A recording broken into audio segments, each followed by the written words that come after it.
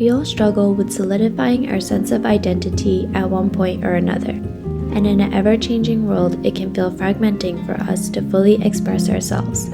For Kikoku Shijo, Japanese individuals who return to Japan despite having been born or raised overseas for most of their life find it especially challenging as they try to find a balance in navigating their more westernized ideals with Japanese nationals.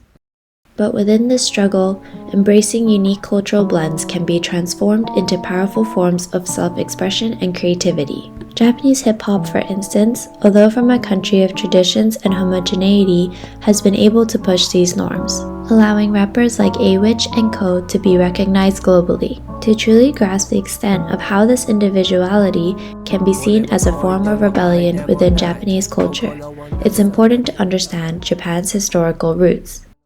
During the Edo period, policies such as sakoku were enforced, whereby they isolated the country from outside influences. Kabuki theater embodies this mentality perfectly.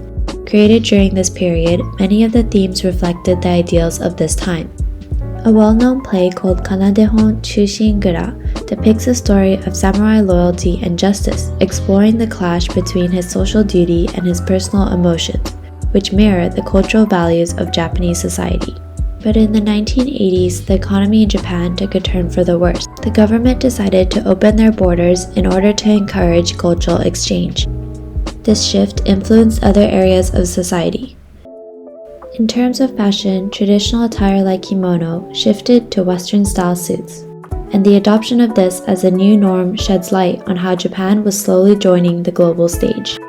In this same period, when Japan had decided to welcome Western influences, designers like Rei Kawakubo and Yohji Yamamoto combined distinctive Japanese elements such as unconventional shapes, unique draping, and a heavy use of the color black in their designs.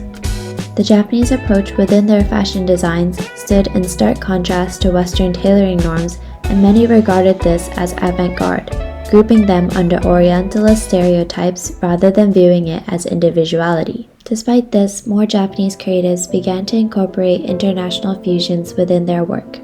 Filmmakers like Akira Kurosawa, for instance, combined Japanese aesthetics with Western narratives like in the movie Ran. While it was inspired by Kabuki, it also drew inspiration from Shakespeare themes, marking the bridging of Japanese cultural heritage with global narrative forms. Yojimbo also merges cultural blends, as the samurai narrative had originally come from Dashiell Hammett's American novel Red Harvest.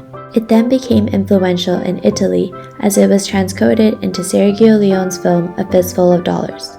Both mainstream and cult films shaped Japan's cultural landscape, as films like Branded to Kill and In the Realm of Senses incorporate transgressive elements subject against the social norms, fostering subcultures that resonate with niche audiences. Cult films like Wild Style ignited a subculture of hip-hop amongst Japanese youth, which fueled the embrace of hip-hop in Japan. Pushing internal pressures and societal expectations in Japan, many young people resonated with the themes of rebellion and individual expression. Nigo, who is now the artist director of Kenzo, also challenged boundaries through fashion. His strong interest in American hip-hop also tapped into his desire for change. He created the infamous streetwear brand BAPE, which symbolizes his creative rebellion. Fusing hip-hop aesthetics with Japanese streetwear culture, it quickly became an international sensation. Although Japanese third culture kids, Kikoku Shijo, have difficulty blending in with local customs, the authenticity that is often seen in hip-hop culture speaks to them on a deeper level. Yuki Chiba, for instance, created songs like Dirt Boys that comment on the poverty and drug use that he experienced growing up in the north of Tokyo, revealing aspects that remain hidden from the public view. Hip-hop resonates to many, but third culture kids in particular, as this form of authenticity is seldom acknowledged.